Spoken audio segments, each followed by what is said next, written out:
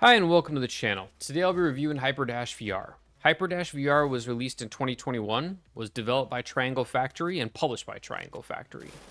HyperDash VR is a free VR multiplayer game, which does take advantage of dashing, sprinting, walking, grinding a rail system, and multiple different types of gameplay for map situations.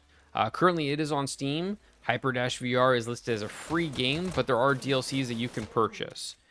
Pros, free game. Hard to complain about a free game that actually runs correctly, has no audio issues or bugs, or major bugs at least I saw. Fast-paced movement, very fast, quick spawn times, quick deaths, you respawn in new locations. Again, depends on the type of gameplay. They have like 5 different types of modes of gameplay. So I thought it was very nice, and over 12 different maps I think it was. So it's a good variety. Cross-platform, great options. You got Quest, PC, VR, Pico, multiple different ways of playing this game. So if you have friends that don't all happen to have PC VR systems or have, Quest headsets, whatever, you can get a variety of friends to play. So that's pretty cool. Multiplayer modes, as I said before, there's about 5 different game modes and about 12 different maps. So it keeps you busy across every kind of platform. So if you get bored with one type of mode, you can always switch to something else. Plus, there's a little custom modes out there where people are making their own kind of mods. So I thought it was kind of cool, little private base building. Skill-based combat. Basically, bunch of different weapons. I think there was like 5 to 8 different weapons that I counted. And then basically, depending on what you choose, is how you can use it, right? Like they have a shotgun for close quarters. They have like a rocket launcher, which has a very slow reload time, but has a wide range damage.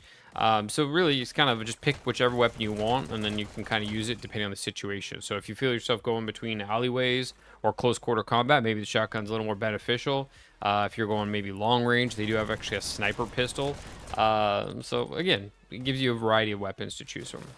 Bright visuals. I really like this aspect. The fact that they actually had like really bright screen, very clear, sharp images.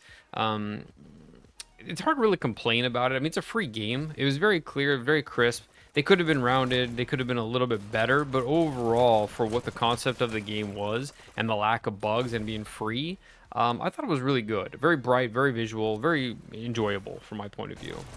Low entry barrier. What I liked about this was pretty much first time playing the game, I was able to get right in, either do like kind of 1v1 campaign or sorry, like 5v5 campaign mode, or just jump into a standalone server. And it was really nice and easy. Missions were very clear. I remember there was one guy I was even playing against where you had like a soccer thing where you're basically trying to get a soccer ball into one of the opponent's rings. And I saw that one of our teammates actually was trying to score on our own team.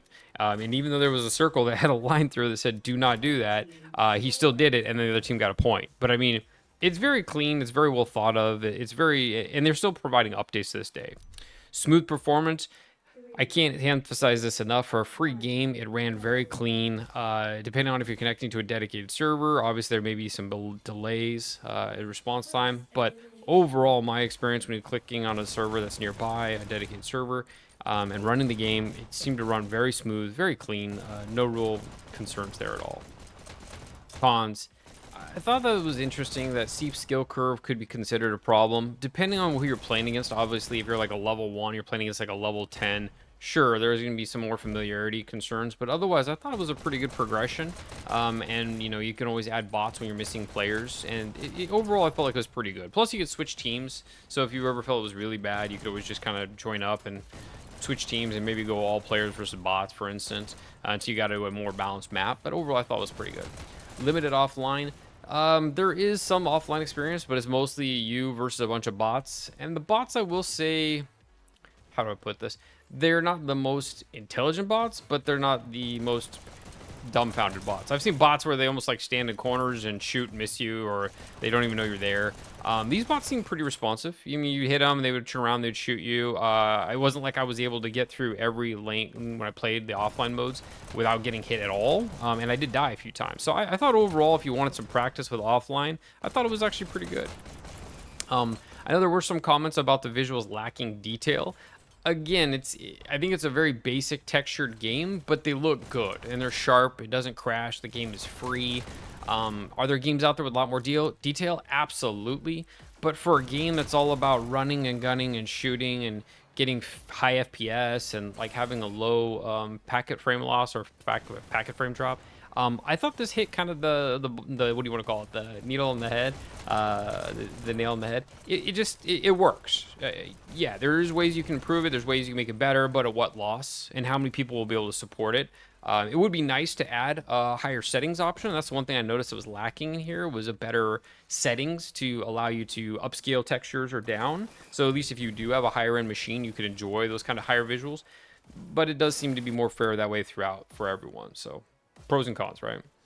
No story mode. That is absolutely true. This is a free game. It's designed for just first-person shooter. You can do it on your offline mode, or you can do it on the standalone servers, or I'm sorry, dedicated servers. There's no campaign mode. It's just basically run around, shoot, have fun. You know, that's about it, really. There were some reports about platform-specific performance, which I can only tell you I tested on Steam VR using my PC VR headset, and it seemed to run fine. I don't really use the MetaQuest for standalone games unless I travel, and even then to a limited variance, because honestly, once you've done Steam VR and you've played PC VR games, going to a standalone head platform, it's just very hard to enjoy the graphics. I really like high graphics quality, high textures, high refresh rate, etc., which I get from like Steam VR. Meta, I know you can get that, but the colors always seem to be more blah for me, or blonde. I don't know how to explain it. More bland. That's a better word, bland.